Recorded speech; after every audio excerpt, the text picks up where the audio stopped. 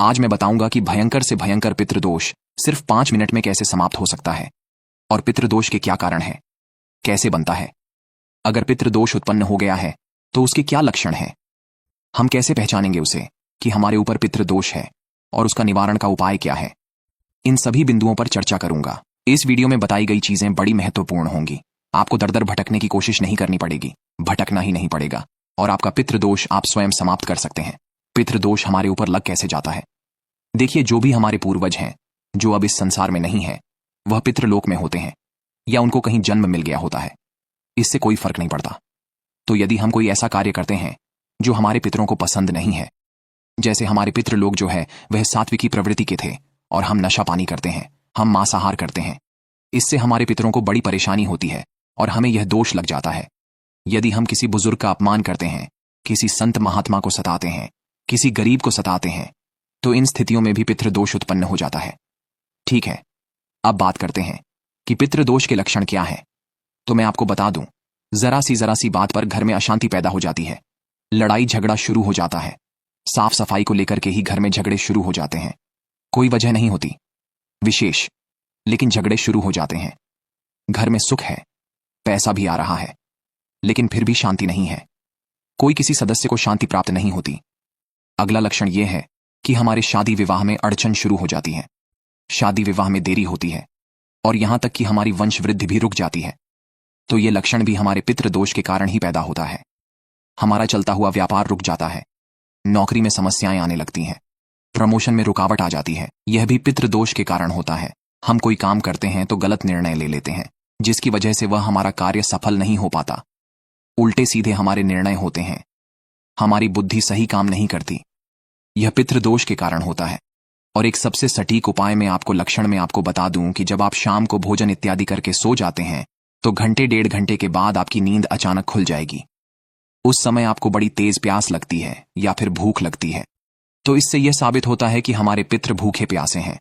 तो अब हमारा क्या फर्ज है कि जिन लोगों की संपत्ति पर हमने संपत्ति को ग्रहण किया और उसका फायदा उठा रहे हैं, तो हमारा अपना भी कुछ फर्ज है उन हमारे पूर्वजों के प्रति कि हम उनके लिए भी कुछ करें।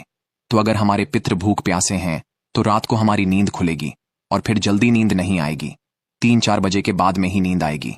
तो अगर ऐसा लक्षण दिखाई दे रहा है तो मैं आपको एक उपाय बता रहा हूं। करने में कोई हर्ज नहीं है, कुछ पैसा खर्च नहीं होता, विशेष आपको करना भी इसमें कुछ नहीं है।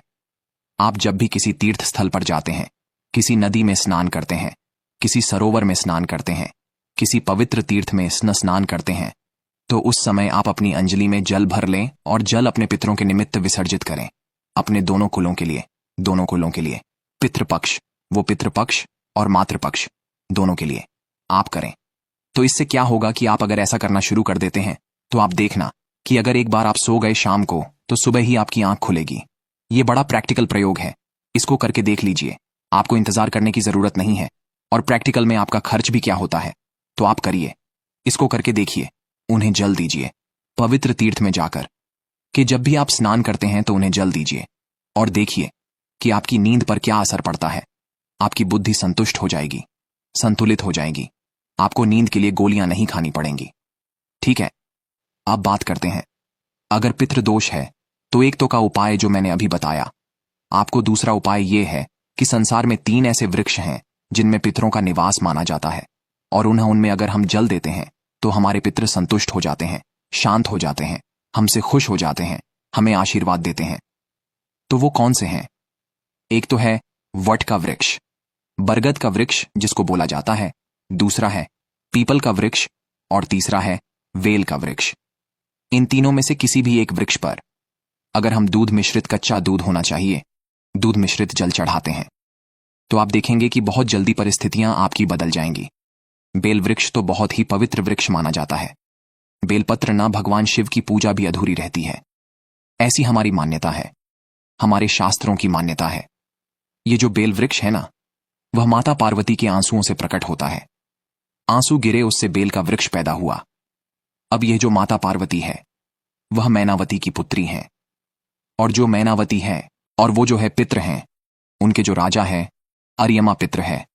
और जब भी हम जो माता पार्वती के आंसू से निकले वृक्ष पर जल चढ़ाते हैं तो सभी पितरों का हमें आशीर्वाद प्राप्त होता है। यह प्रयोग कभी खाली नहीं जाता। करके देखिए।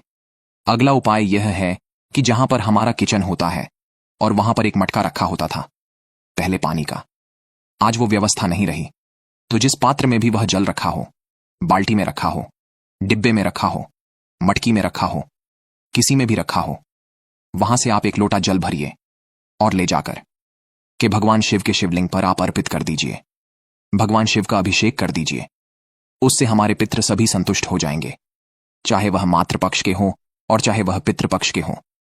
यह प्रयोग है, अगर आप इनका प्रयोग कर लेते हो तो आप देखना कि आपके पितृ कितनी जल्दी संतुष्ट होते हैं, और साथ ही साथ आपकी जो परेशानियां हैं, जो आए दिन जिन परेशानियों से आप त्रस्त रहते हैं, वह परेशानियां आपकी दूर होती चली जाएंगी। कोई कारण नहीं बचता कि आपको पितरों के लिए अलग से कोई व्यवस्था करनी पड़े। लेकिन यदि हो सकता है तो जब भी पितृपक्ष आए, जो कुवार के महीने में आते हैं, तो पितृपक्ष जो 15 दिन का होता है, उसमें आप जो है उनका श्राद्ध करें, उनका तर्पण करें, ब्राह्मणों को भोजन कराएं। इससे हमारे पितृ तृप्त हो जाते हैं। इन पितृपक्ष में जो भी हम कार्य करते हैं, उससे हमारे पितृ 1 वर्ष तक तृप्त रहते हैं और हमारे ऊपर उनका आशीर्वाद बना रहता है। तो आशा करता हूं कि यह जो जानकारी मैंने आपको दी है उपयोगी साबित हुई होगी।